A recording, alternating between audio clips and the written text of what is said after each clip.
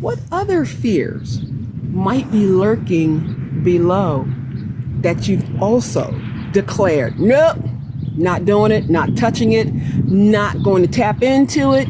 It happened 30 years ago. It's done. It's over. But you know what? You may hear something.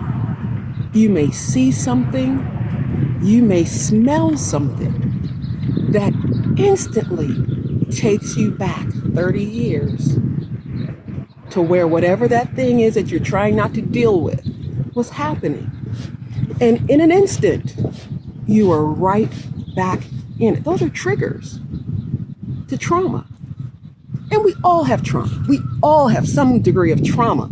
And, that's a part of our upbringing. And I don't believe even in some of the best homes and some of the greatest familial situations and circumstances, because we all have our own perceptions and ways that we experience things and ways that we deal with things versus not dealing with things. I feel like everyone has had some sort of trauma in their life. May not be as traumatic as some others, but there's been something that's thrown you off kilter, knocked you off your feet, shook the wind out of you a little bit, and that's okay.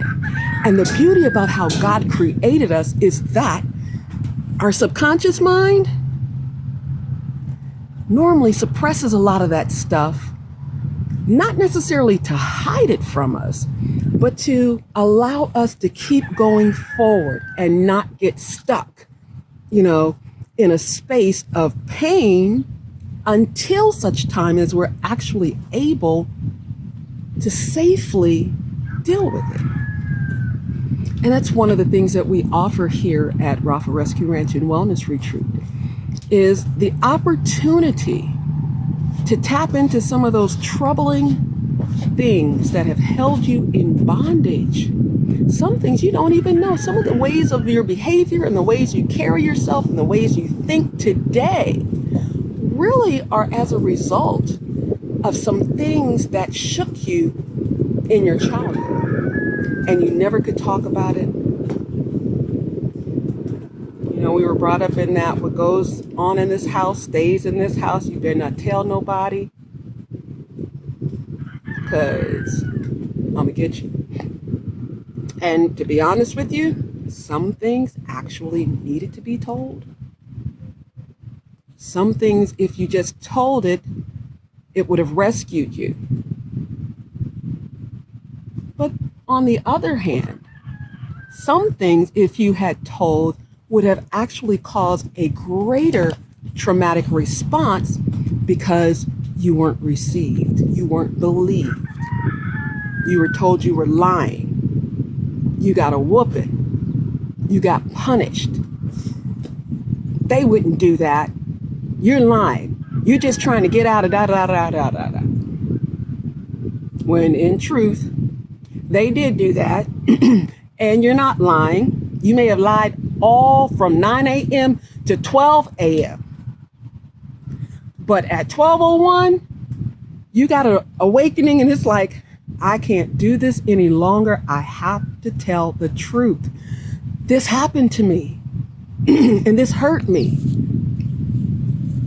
So we have a program here where we actually attend to our inner child who has sometimes been forced to grow up and forced to live an adult life at 8 years old, at 10 years old, at 12 years old.